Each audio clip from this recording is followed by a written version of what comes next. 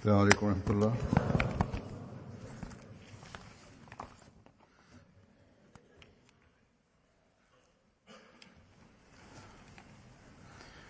أشهد أن لا إله إلا الله وحده لا شريك له وأشهد أن محمدا عبده ورسوله أما بعد فأعوذ بالله من الشيطان الرجيم بسم الله الرحمن الرحيم الحمد لله رب العالمين الرحمن الرحيم مالك يوم الدين إياك نعبد وإياك نستعين اهدنا الصراط المستقيم صراط الذين أنعمت عليهم غير المغضوب عليهم ولا الضالين.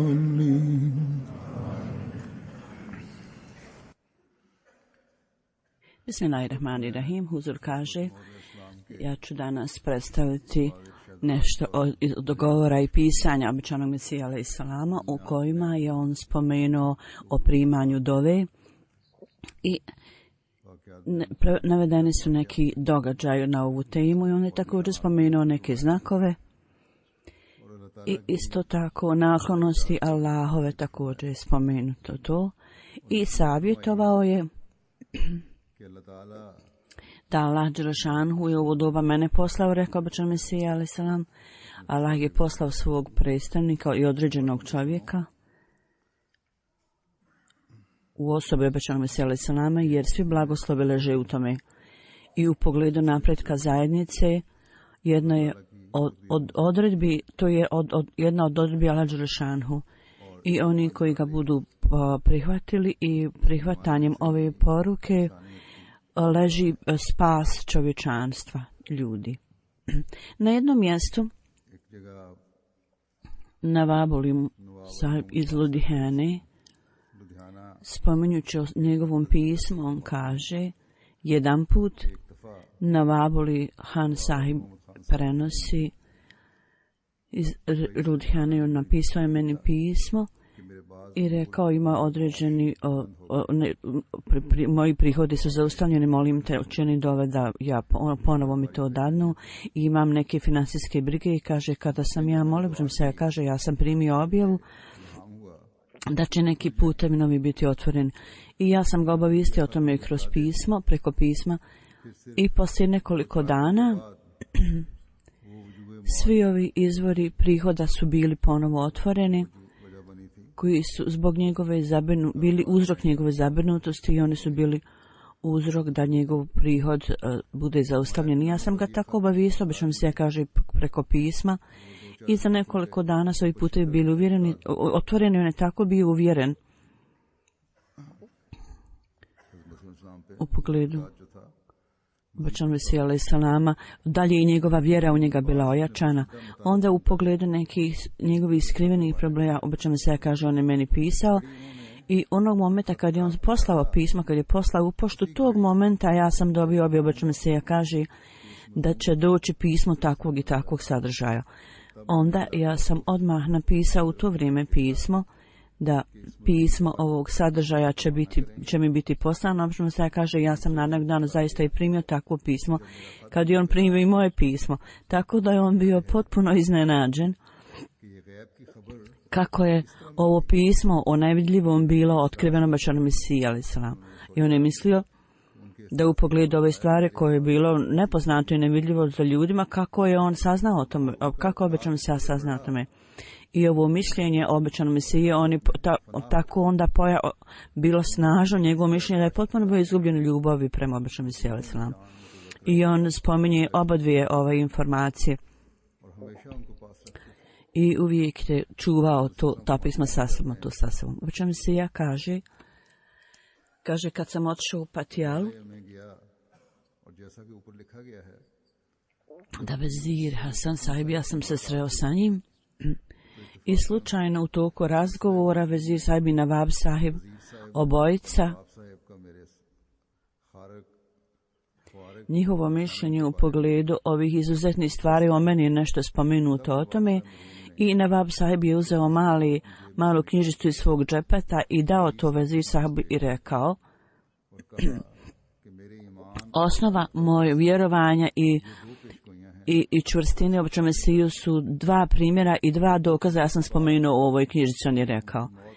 Samo jedan dan prije njegove smrti, kad sam ja otišao u Ludhijanu da pitam o njegovom zdravlju, otišao sam u njegovu kuću, on je bio vrlo slab zbog bolesti i u tom stanju on je ustao i otišao unutra u svoju sobu, iznio istu malu knjižicu i rekao: ova knjigica ja sam tako čuvao blizu svoga srca i uvijek sam bio dobio zadovoljstvo gledajući na tu knjigu i uvijek je našao ta fina mjesta gdje su predskazanja ova spomenuta. Skoro je bilo pola noći, ili tako tu negdje kad je on umro.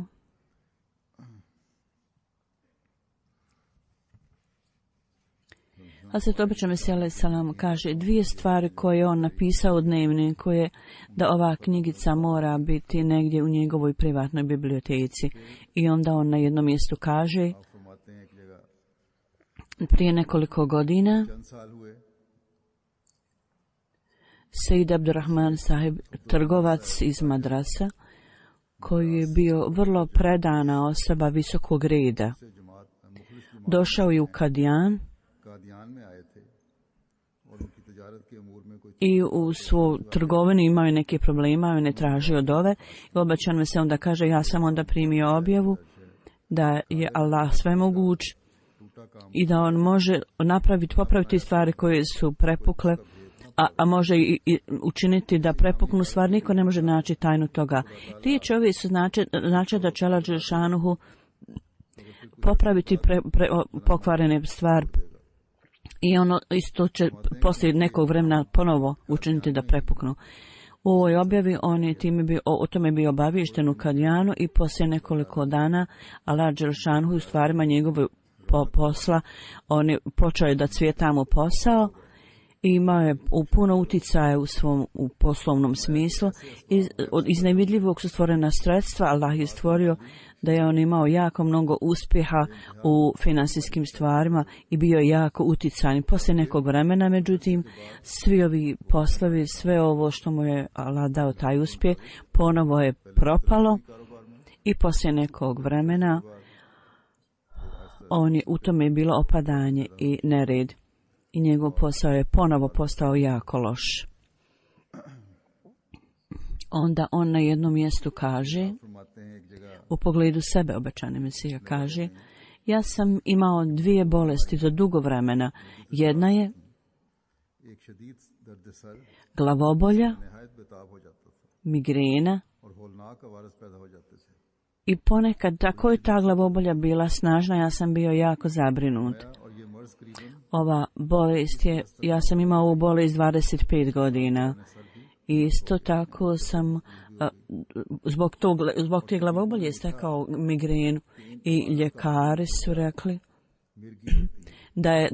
da je krajnji rezultat toga epilepsija, tako da je moj stariji brat Mirza Sahib, on je 2 mjeseca imao ovu bolest i poslije toga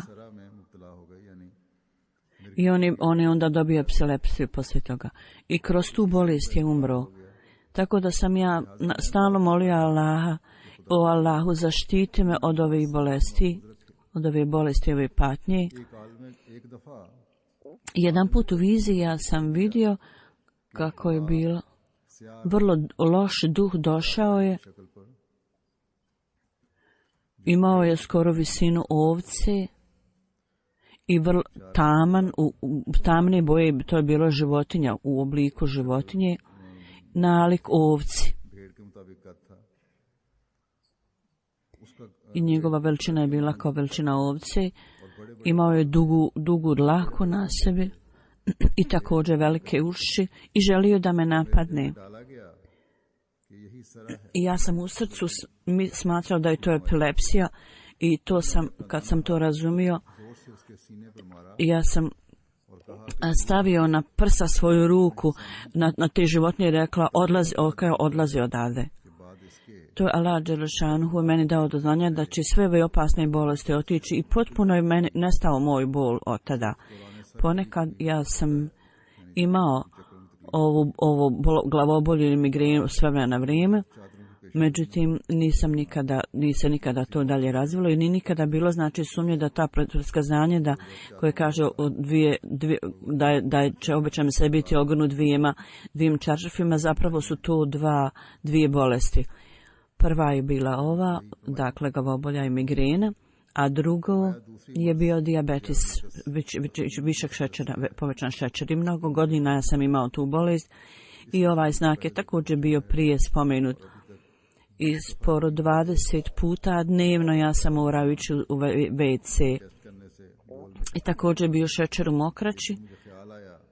Imao sam šećer u mokraći ponekad u skladu sa iskustvima doktora. Da je znak dijabetesa šećera je da ili oči oboli ili još neka bolest razvije se još neka bolest koja je smrtna. Tako da u pogledu bolesti očiju ja sam dobio objavu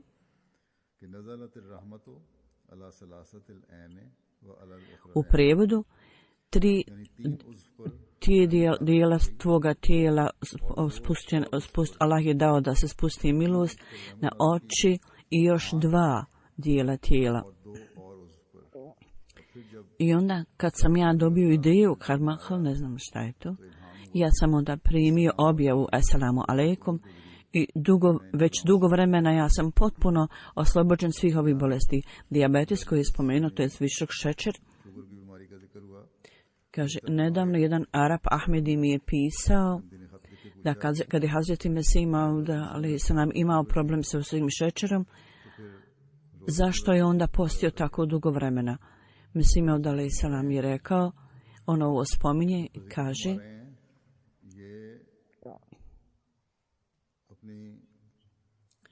ovo je on spomenuo 1907. I kad je tamo spominjanje o postu, to je dosta prije njegove tvrdnje dok je bio mlad. I on je također spomenuo da ovaj post koji ja obavljam, to sam ja sam postio kad sam bio mlad, poslije 40 godina osoba gdje općenito bude slabija i ne može postiti tako i da imate toliko snage. I obično se kaže ja sam postio dok sam bio mlađi. Kad sam bio mlađi, taj post je obavljen. Međutim, ovaj visok šećer je kasnije nastao, ja sam dobio kasnije, tako da post kako je on postio 6 mjeseci, to je bio u njegovoj mladosti, znači, to je bilo. Muli Abdul Karim Sahib, u pogledu njegove bolesti, on spominje, ovo je bilo spomenuto u zadnjoj hudbi, da kad je on umro, Hazreti Muslima, on je bio jako pogođen bolom. To je bio veliki gubitak. Kad je ovaj ashab, običan Mesija umro, običan Mesija je umolio za njega i u pogledu toga pozivajući na objavu on je rekao zadnje godine 11. oktobra 1905. vrlo predan prijatelj Hazret Maulvi Abdul Karim Sahib iz Karbankal je umro. Ja sam molio revno za njega, običan se ja kažem, međutim nije bilo nikakve objave koja bi mi dala utjehu. Zapravo ponavljajući ove vrste objave su bile tu da je kako je on umotan u čefine I poslije nekoliko godina inna lillahi wa inna ilaihi rađiun on je umro. To je ovo znači da strijele smrti ne idu preko označenog prostora. Kad sam ja molio Allaha, primio sam objavu u prijevodu koja kaže: o ljudi, vi obožavate onog Allaha koji vas je stvorio,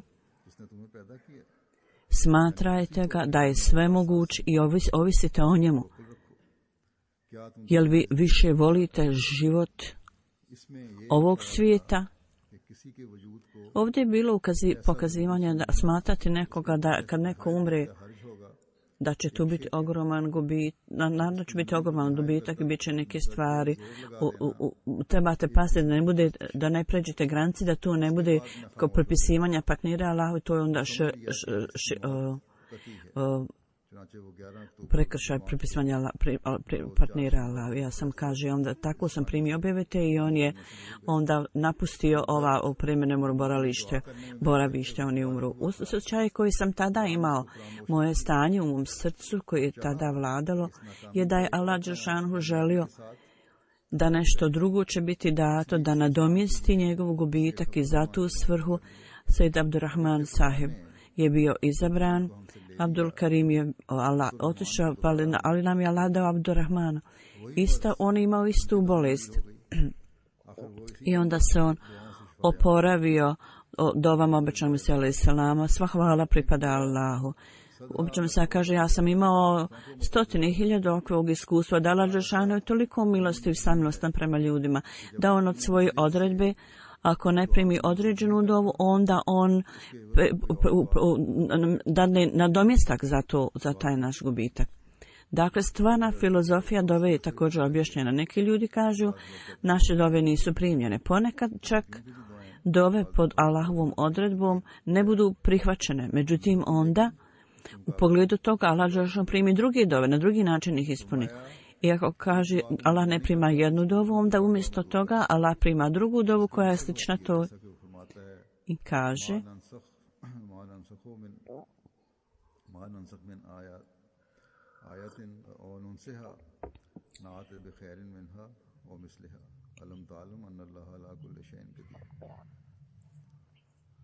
u prijevodu to znači kad god bilo kakav znak bude oduzet ili mi zaboravimo, mi u ovaj život donesemo drugi znak, zar vi ne znate da Allah čini sve što on planira i što želi da radi, on je u stanju da to uradi. Sada Ahmedi koriste ovaj ajet kao dokaz, da dokažu da ima nekih ajeta časnih Kurana koji su otkazani. Zapravo ovaj ajet ima drugačije značenje. Hazreti Mesih Maud alejhi selam i ovdje kaže da ovaj ajet govori da kad neki znak bude zaboravljen, Allah dadne drugi znak umjesto toga.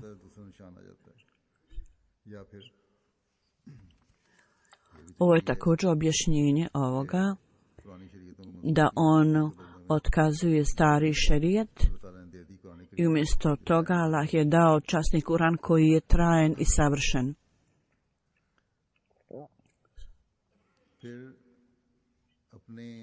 Onda, u pogledu njegove istinitosti kao dokaz toga, predskazanje koje se odnosi na to, predskazanje časnog Kur'ana, jedno predskazanje koji navodi na načine i sredstva komunikacije i putovanja. U tom pogledu on kaže: novi načini prijevoda, spominjanje toga koji je poseban znak običnom Mesija alejhi selam i napisani u časnom Kur'anu,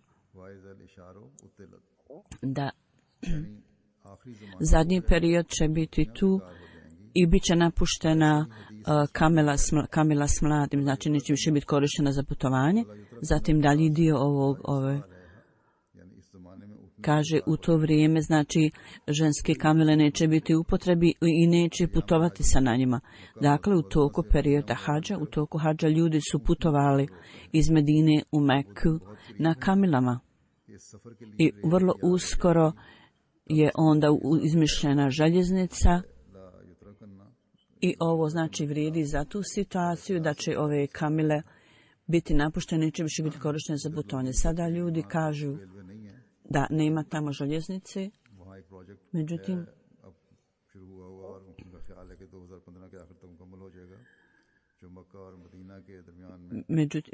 vjerovatno će biti 15. godine biti izgrađena ponovo željeznica, bit će brzo putovanje između Mekke i do Medine. Ponekad stvari koji su spomenuti, koji Božji poslanik spomenuo, oni budu ispunjeni prije ili kasnije. U svakom slučaju, ove kamile su napuštene, između toga koriste se auta i autobusi. Obično mi se kaže sada, zapravo Huzur kaže sada je napravljen voz i to će olakšati putovanje.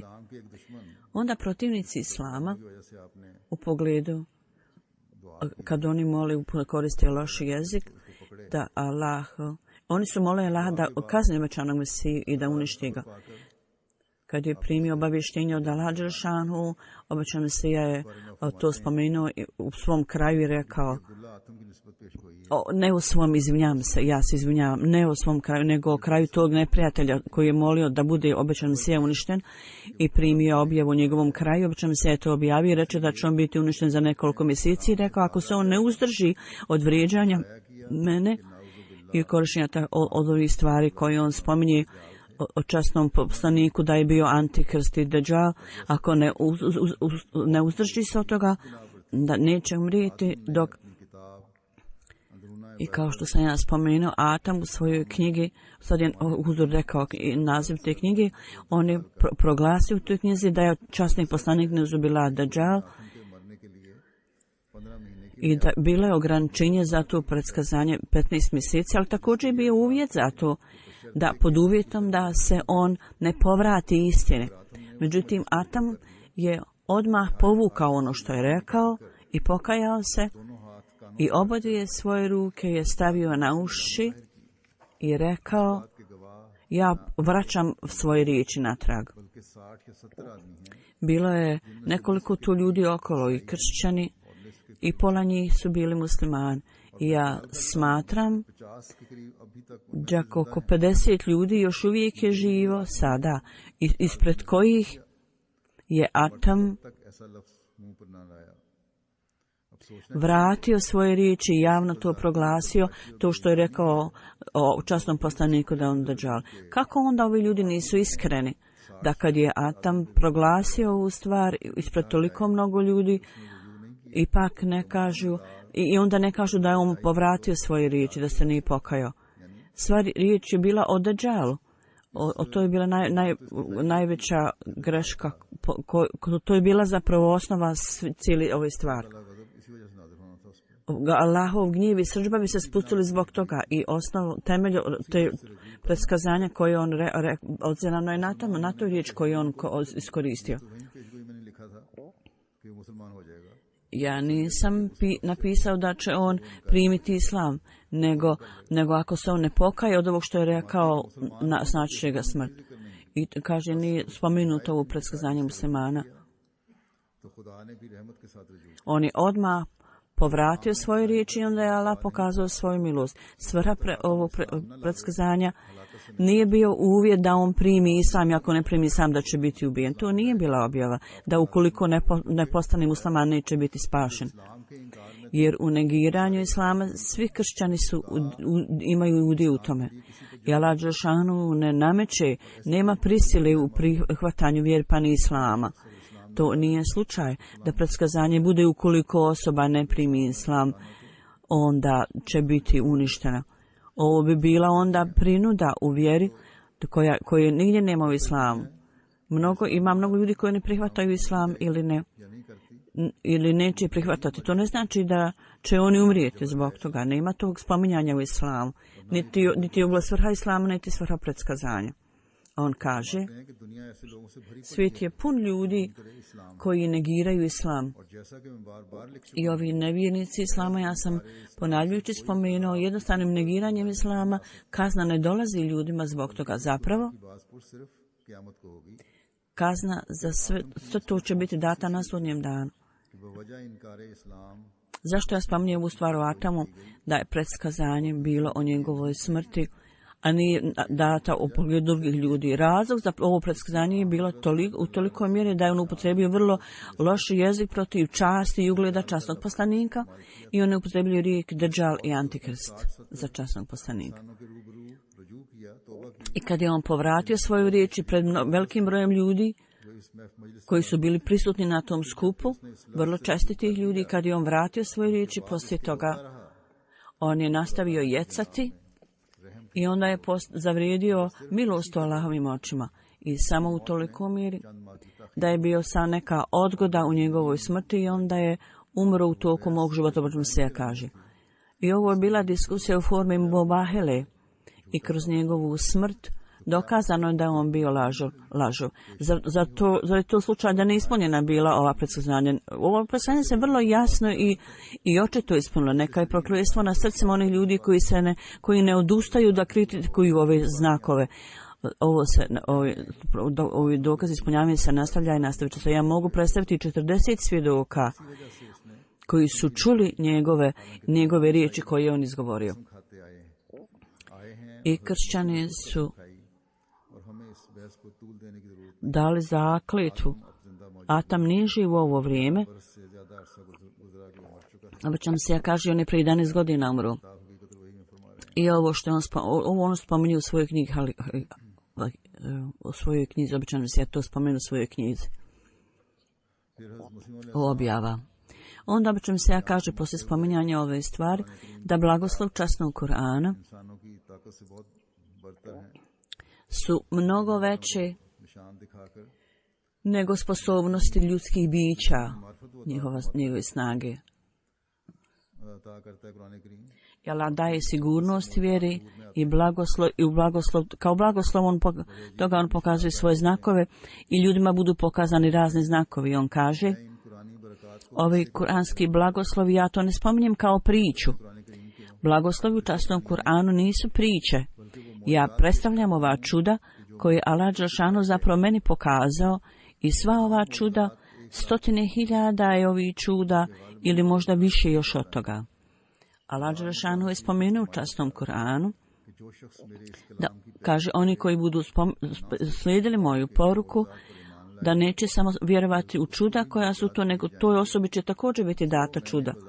Tako ja lično sam vidio s blagoslovom, u blagoslovu Kur'ana, ja sam vidio ove blagoslove i znakove koji su izvan ljudske snage i sposobnosti.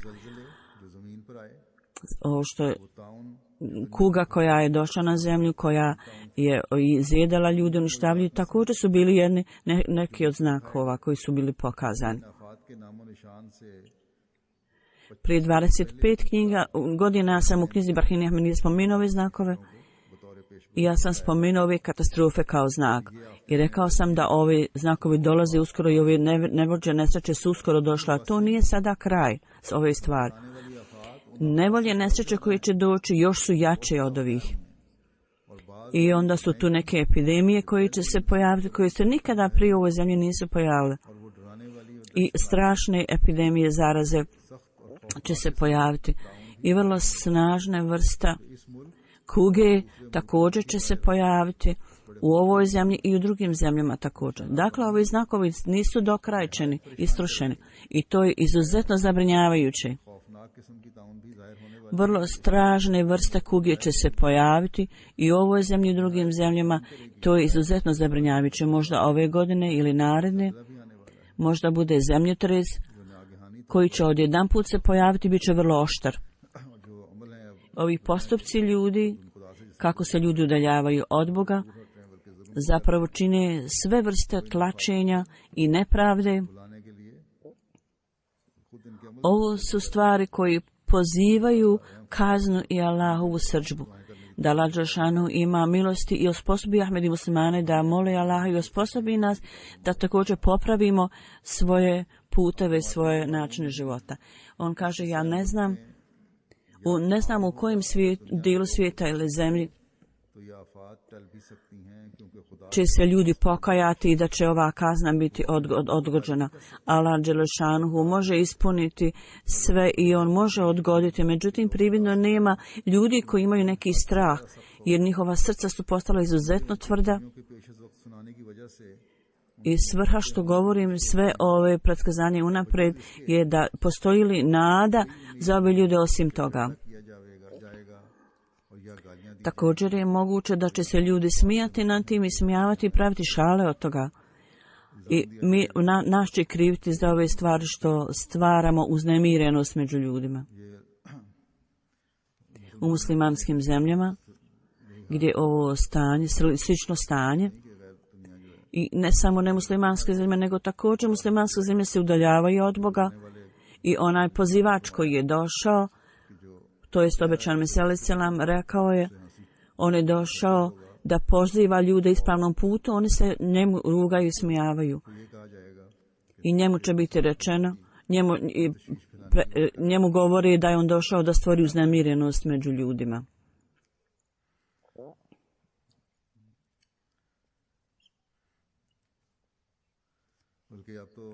Nedavno je bila jedna vijest, članak vijesti, ja ne sjećam se imena ovo koje je objavio, kao on kaže u Pakistanu ovaj dolazak imama Mahdija, niko neće doći, on je rekao, niti je rođen, niti će biti rođen.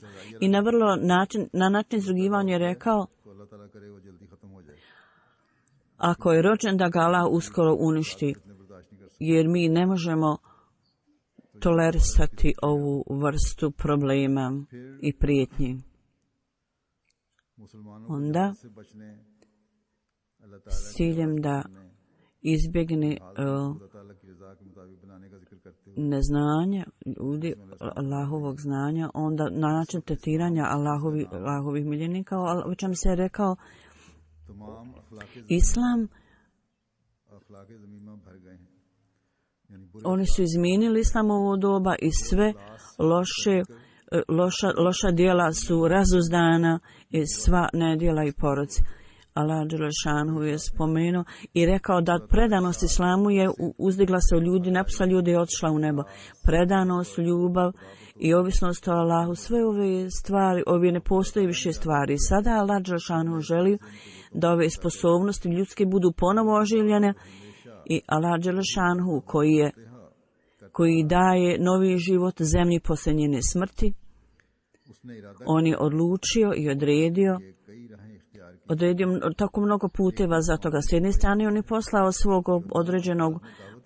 određenog izaslanika i on daje riječi, poziva ljude uputi nježnim riječima i u pogledu njegovog dolaska on je ovo spomenuo, a s druge strane je jako mnogo izuma i tehničkih stvari izuma i umovi ljudski su otvoreni i mnoge grane nauke su dostupne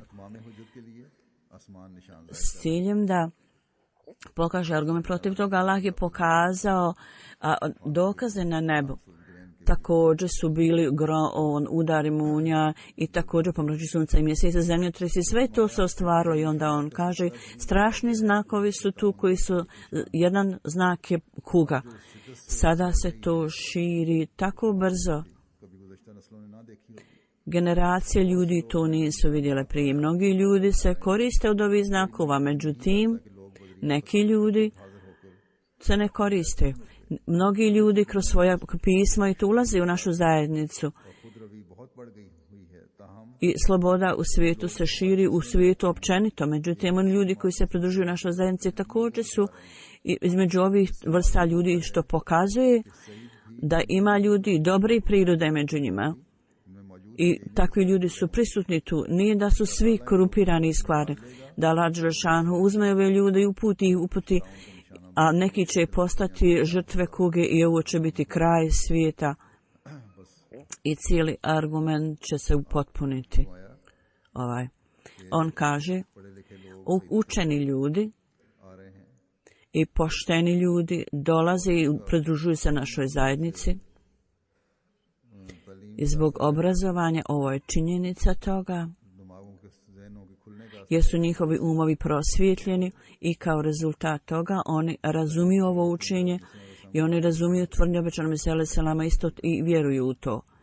I u svakom dijelu, u svakom sloju, u svakoj zemlji na svijetu ima takvi ljudi koji Allahovom milošću u stotinama hiljada pridružuju se našoj zajednici. Onda on kaže na jednom mjestu, zapamtite da u ovim čudama i predskazanjima koji su bili pokazani na mojoj ruci, detalji i brojevi, nećete biti u stanju da ništa uporedite s tim. Međutim, sada, u ovo vrijeme, zapravo, postupci Allaha dželešanu su takvi da svaki dan broj ovih znakova su vidljivi, mi vidimo ih svaki dan. Novi muslimani, jedan novi musliman je došao i pitao je za znak, koji je znak vašeg dolaska, da si ti poslan od Allaha. On je rekao, šta god je stavljeno u njegovo srce, da on ne može naći ništa protiv Boga, ne može reći ništa protiv Boga. I da je ovo nešto, kad Allah pošalje nekoga, onda Allah pošalje snažne znakove u njegovu korist. I ovdje isto tako, u mojoj slučaju, obično se kaže, nekoliko je možda 1000 ljudi su vidjeli te znakove. Međutim, ipak, ja imam čvrsto vjerovanje u svog Boga, u svog gospodara, da ovo nije ograničio se na ove znakove, da je Allah zatvorio ovo poglavlje za budućnosti. S vremena na vrijeme, kad god on želi više i više znakova će on pokazati za tragače za istinom. Ovih znakova nije mali broj. Ali ako srce nije svjedok tome i znakove koji su pokazani, može ih biti samo nekoliko ili mnogo. Ako srce čovjeka nije otvoreno, on ih neće prepoznati. Ako zaista srce traži istinu, onda će to spoznati i prepoznati. Međutim, ako nije zadovoljan sa onim što je u njegovom srcu, onda mi možemo učiniti posebnu pažnju, posvetiti pažnju i moliti Boga za njega. I ako oni vide znakovi nisu zadovoljni, i mi treba da molimo Allaha za tu osobu. I mi imamo čvrsto vjeru Allaha da će sigurno pokazati te stvari. Međutim, ako to nije slučaj, i ako Allah dželešanuhu, ako ljudi odbiju Allaha dželešanuhu i ne posvete pažnju ovim znakoma prije toga, onda nema nikakve motivacije takav čovjek za ibadet, za molitvu. Tako, vrlo je važno da ljudi obrate pažnju na ove znakove i za prihvatanje istine treba da imaju osjećaj u svom srcu. Ako ljudi ne poštuju ove znakove koji su pokazani unaprijed, onda njima nikakav znak neće ni biti pokazan i nikakav novi znak im neće biti dat i u njihovo kraj će biti uništenje. On kaže, ako ih smatrate nedovoljnim, onda nema tu pobude za ibadet, za dove. Neophodno je da treba da čine ibadet i dove s jednom vrstom predanosti. I tada tragač istine, ako je iskren i zaista, on zaista počne vjerovati u stvarnost i ne samo prazna. Znakovi budu dati ljudima od mudrosti, znakovi ne budu pokazani ljudima koji nemaju nikakvog udjela u mudrosti, nemaju ništa od mudrosti kod sebe. Ovi ljudi ne mogu se okoristiti od ovih znakova. Uputa ovisi od Allahove pomoći. Ako pomoć od Allaha nije prisutna i ako ne pokazuje blagoslove, onda neko možda vidi 1000 znakova, ali ne može se okoristiti od njih, ne može ništa uraditi. Ukoliko mi ne znamo zasigurno kakvu korist je čovjek uzeo od prethodnih znakova, da i mi možemo iskoristiti se. Ovi znakovi nisu u našoj ruci. I ovi znakovi nisu trik mađioničara. Oni su blagoslovi koji ovise o milosti Allahovoj. Kad god on želi, on mu pokazuje ove znakove i kome god želi, on daje da se okoristi od ovih znakova. U ovo vrijeme, ovo pitanje koje se podiže u pogledu znakova, Allah dželešanu je stavio moje srce da je ovo nešto, da nalik tome, kao što je Ebu Džehel traži, ovo je nešto nalik tome. Kao što Ebu Bekir i ostali, Ebu Bekir nije tražio nikakve znakove, a ljudi kao Ebu Džehel su tražili znakove i kaže nikakvi znakovi nisu pokazani časnom poslaniku i neko je povjerao u tome. U to on nije onda vjernik. Brojni znakovi su pokazani na njegovoj ruci, međutim Ebu Džehel nije se okoristio od toga. Slično tome i sada su ovdje pokazani znakovi koji tragači za istinu s kojima budu zadovoljni. Međutim, ako neko se ne okoristi od toga i odbaci ih i onda želi da mu bude pokazano još više znakova, još nekih znakova, kakvu možemo nadu imati o takvim ljudima. On ponižava i uzima to olako ove znakove i smije se na ove znakove Allahove. On je spomenuo na brojnim mjestima da kad ljudi dođu u Kadijan, Ahmedi i ljudi drugih religija, kad dođu, njihov sam dolazak u Kadijan je znak. I onda nebeski i zemaljski znakovi koji su spomenuti, oni su sve znakovi i sada u ovo vrijeme, ova pažnja svijeta koja je stvorena i oni slušaju poruku Ahmedijata, ovo je također jedan od znakova da oni obraćaju pažnju, posvećuju pažnju Ahmedijat bez ikakvog razloga svjetovnog. U svakom slučaju ovi znakovi su pokazani i svaki dan Allahovom milošću oni dolaze i pokazuju se. I on kaže na jednom mjestu, i ovo je vrijedno da zapamtite, da Allah dželešanuhu, on neće napustiti ovaj poredak. I on sam, koji spomenu to Bakri Ahmedija, koji je Allah dželešanuhu rekao, upozorivač je došao svijet, ali ga svijet ne prihvata, Allah će ga prihvatiti i Allah će snažnim znakovima pokazati njegovu istinu. Oni ljudi koji odbijaju, onda za njih je određeno poniženje. Oni ne slušaju, oni ne misle da kako onda osoba može ići okolo i govoriti laž. Ovi lažovi i izmišljači, oni ne vjeruju ove stvari, ne mogu te prihvatiti istinu. Može li Allah dati da lažo dugo godina ide i okolo govori istinu i da govori po ovlaštenju unutrašnjeg znaka, unutrašnjeg glasa uzvišenog odobrenja od Allaha. Allah bi takvu osobu uništio. I on je spreman da se suči sa cijelim svijetom. Zato budite spremni za dane koji će doći, da neprijatelj će biti ponižen i naši prijatelji će biti vrlo sretni. Ko su moji prijatelji? Oni koji su mene prihvatili, Mesaja kaže, i vidjeli ove znakove. I ovi koji su posvetili svoj imetak i sve svoje kao da su vidjeli 1000 džemata. To je moj džemat i to je moja zajednica. I oni su ljudi koji su mene našli, zatekli me samog i pomogli su me. Oni su me našli bez tužnog i oni su dijeli moj bol sa mnom. I nisu me znali prije, međutim onda su postali moji najbolji prijatelji. Ako neki ljudi vjeruju u istinu posle jasnih znakova, ako su ljudi vidjeli ove znakove, šta trebaju imati za nagradu i kakva je nagrada u očima Allahovi za ove? Ako oni budu vjerovali u Allaha i vidjeli ove znakove i onda vjeruju i uvećaju svoje vjere, onda svoju Allah dželešanu, onda u skladu sa njihovim potrebama, zahtjevima vremena, on pošalje svog predstavnika i određenog čovjeka.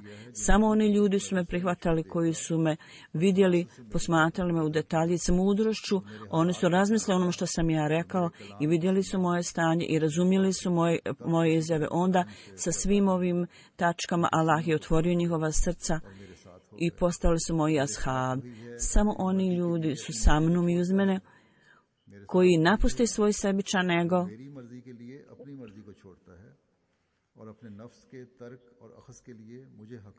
i on je mene odredio sudijom da presudim da li neko ima sebičan ego ili nema. I on je meni dao odluku šta da uradimo i on slijedi moj put i njegova pokornost. On je u svojoj pokornosti potpuno izgubljen i on je i nema nikakve oholosti u sebi. To su moji sljedbenici. Sa velikom tugom ja kažem da tragači za istinom i ove izjave tvrdnje koje su vrijedne povjerenja ne mogu biti dati svakim ljudima, mogu da budu date samo ljudima koji nalaze istinu, koji tragaju za istinom. Ove titule, slave i položaju, ovi ljudi ne mogu postići samo oni ljudi će naći ove stvari i doće među ove ispravne ljude koji otkriju ove skrivene riznice i vrijednosti. Oni dođu pod okrilje Allaha i osjećaju miris i osmijeh o Allahovi ljubavi इब्तदाई तौर पर पहचाना i Allahovog miljenika. I oni odmah prepoznaju običan bi se selama. कि मसलन एक शहजादे को अपनी फौज और जाहो जलाल में देखकर फिर उसको सलाम करें Ko princ i vojska i to oni pokazuju poštovanje prema njima. उसको पावे और Zapravo nikoga nema शनाख्त में देखे और फिर da ako vidi princa odjevenog u odjeću prosjaka, on mu daje poštovanje. Nije na mene da daje mudrost bilo kome. Onaj ko može dati mudrost je svemogući Bog i on daje osobi svu mudrost i sposobnost da razumije i ovi ljudi dobiju uputu. Oni ljudi koji nemaju uvrnuća u svom srcu. Je ta uvrnuće postani razlog, uzrok njihovog što oni budu zavedeni i odu u stranu, udalje se. Oni ljudi kojima ne bude data uputa, oni imaju uvrnuto srce. Međutim, kad Allah dadne uputu, ljudi nemaju ti ljudi nikakvog uvrnuća. Obično se kaže, ja sam onda osnovao zajednicu i Allah zna da je ovo istina, da je bilo 3000 ljudi, ili 3000 znakova su pokazani do ovog vremena i u buduće ova vrata nisu zatvorena. Allah dželešanuhu da dadne mudrost ljudima da razumiju ove znakove i ne samo da zahtijevaju da vide znakove jer zbog intelekta i želje, nego zapravo zavisno od potrebe vremena i glasa doba i stanja ovog svijeta koji jasno pokazuje na potrebu da neko duže od Boga. Ovi ljudi treba da to pokušaju razumjeti, da nastoji da to razumiju. I treba da tragaju za onim koji je poslan od Allaha i da postanu njegovi vjernici i sledbenici. Tako da bude kraj ovog svog nereda na svijetu. Danas je dženaza u čije tijelo nije prisutno, Gulam Kadir Sahib Derviš Kadijana, sin Abdul Kadir Rahmetli. On je 19 godina umro i na lillahi wa inna ilaihi rađiun. On je bio među 313 derviša, Tahrike Ahmedija, historija Ahmedijata. Ovo je neko bio drugi ko umro 19 godina, nije on je sigurno star čovjek. Izvinjavam se zbog ove greške. On je bio na listi 313 ashaba. On je bio rođen 45. u Gudžuratu. Rano obrazovanje je dobio u vojsci i poslije 4 godine na molbu muslima da su ljudi razni potrebni bili za centar. On je došao u Kadijani, posvetio svoj život. 1947. je došao i bio je vrlo naklonjen širenju poruke. I u ovom pogledu je zaslužio vrlo posebnu vrstu preporuke. I vjerovatno ima oko 90 godina. I on je upravo umro za 10 godina. On je bio Musi, imao je 3 sina, 5 kćeri i jedna kćerka je Zafrullah Ponto Sahib. Ona je udata Zafrullah Ponto Sahiba koji je misionar u Indoneziji.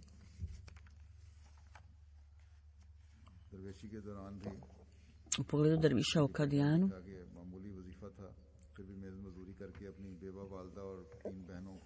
on je nadgledao potrebe žene i kćeri. Kelim Tahir Sahib kaže, ja sam otišao u Kadijan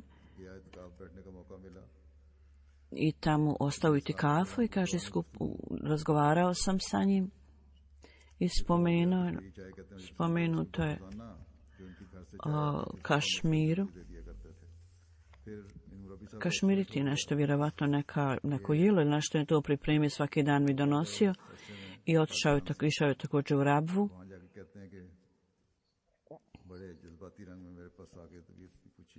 I kaže, sreo se sa mnom i vrlo je bio emotivan i činio dove za mene. I uprkos bolesti i slabosti i nije dobro mogao vidjeti kad je ostario u Mešćid Mubarek, on je tamo klanjao i govori, ovo mi daje veliko zadovoljstvo da Allah uzdigne njegov položaj. Osim toga, još su dva druga derviša, iako je spomenuta dženaza u odsustvu, međutim nije bilo spomenuto, ja ću to sada spomenuti, molim vas, Sjetite se njega i njegovih potomaka u dovama. Ova dvojica derviša su učinili jako mnogo žrtvovanja, dugo vremena. Živjeli su u vrlo oskudnim finansijskim situacijama, dugo vremena su živjeli tako. I oni su tamo bili kao zaštita blagoslovnog mjestu Kadijanu i oni su kako treba to obavili. Muhammed Iqbal Sahib, koji je bio sin Mirza Sahiba, 11. juna 2014. on je umro i inna lillahi wa inna ilaihi rađiun. Njegov djed Mirza Rasul Sahib je bio ashab i Nana je također bio Ahbabovićem Sjelesama. Oni su od rani 313 derviša. On je radio kao zubar u klinici, imao i druge službe, bio je vrlo pobožan, predan ibadetu i predana osoba i bio je vrlo istaknut u finansijskom žrtvovanju. Bio je musi također. Osim žene, iza sebe ostao 4 kćeri i 1 sina. Onda Čadri Menzur Sahib Čima, 26. jula on je umro sa 93 godine, inna lillahi wa inna ilaihi rađiun. On je bio ashab običnog Mesija alejhi salama i njegov sin Muslih Mao, drugi halifa. Kad je on bio uključen u vojsci, on je tamo služio, međutim bio je i kao derviš. Uprko starije godina, on bi uz pomoć štapa dolazio u džamiju, bio je vrlo ljubazan i od pomoći bio je musi. Ostavlja staru ženu iza sebe i 1 kćerku i 2 sina. Jedan je Mansur Čima i on je u Kadijanu radi u jednom svojstvu za džemat. Dakle, poslije džume ja ću klanjati dženazu namaz u odsustvu.